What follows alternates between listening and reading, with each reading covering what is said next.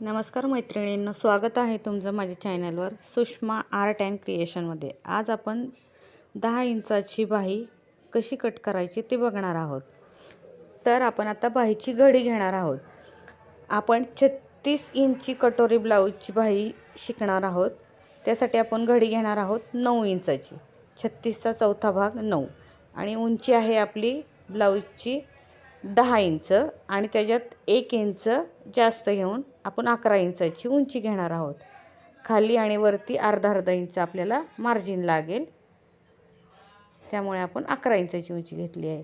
आता आपण हा पेपर कट करून घेऊया। आता आपण याच्यावर मापे टाकूयात। ही 11 इंचाची उंची आणि ही 9ची घडी। आता आपण दंडघेर घेणार आहोत। दंडघेर आपला 12 आहे, ते 6 घेतलं आणि 1.5 इंचाचं मार्जिन।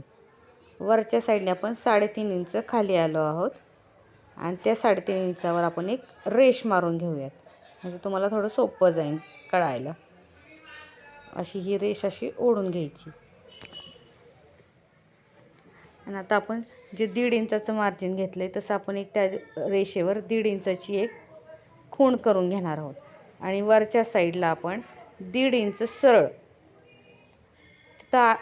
तेवढा आकार नाही द्यायचा, तिथून सुरुवात करायची आकार द्यायला। 1.5 इंचापासून सुरुवात, असा गोलवा आकार देत आपल्याला हा बाहीचा आकार द्यायचा आहे आणि बाहीचा आकार देताना थोडा पाव इंच आपल्याला खाली घेऊन जायचा आहे।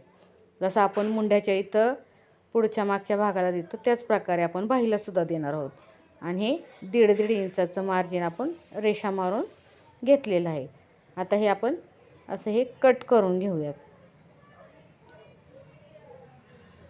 आता आपल्या फिटिंगपर्यंतच्या मापाचा आपण निम्मा भाग करायचा आणि तिथं एक खूण करून घ्यायची आणि तिथं एक रेष ओढून घ्यायची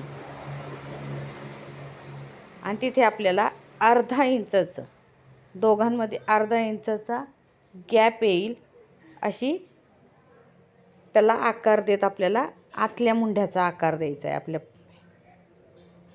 त्यासाठी आपण अशी पट्टीने एक रेष मारून घेऊया। तुम्हाला तसा आकार देता येत असेल तर तुम्ही तसा दिला तरी चालेल, पण नवीन शिकणाऱ्यांना येत नाही त्याच्यामुळे मी ती सांगितलं आहे तसं द्यायला। आणि इथं पण 1 इंचाच्या अंतरावरून हा असा अगदी सोप्या पद्धतीने बाहीला आकार देऊन घ्यायचा। मध्ये दोघांच्या अर्धा इंचाचं मार्जिन ठेवायचं आणि हे 1 इंचापासून आपण हा असा आकार देऊन घेतला। पहिला आकार आपण 1.5 इंचापासून दिला आणि हा आतला आकार आपण 1 इंचापासून दिला। आता आपण ते कट करून घेऊयात। हा झाला आपल्या आतल्या मुंड्याचा आकार, म्हणजे पुढच्या साईडचा मुंडा आहे। आणि ही बाही अगदी परफेक्ट बसते, अगदी कुठेही फुगा वगैरे येत नाही। जर तुम्हाला माझी ही बाही कापण्याची पद्धत आवडली असेल तर माझ्या चॅनलला लाईक करा, सबस्क्राईब करा आणि कमेंट करा। धन्यवाद।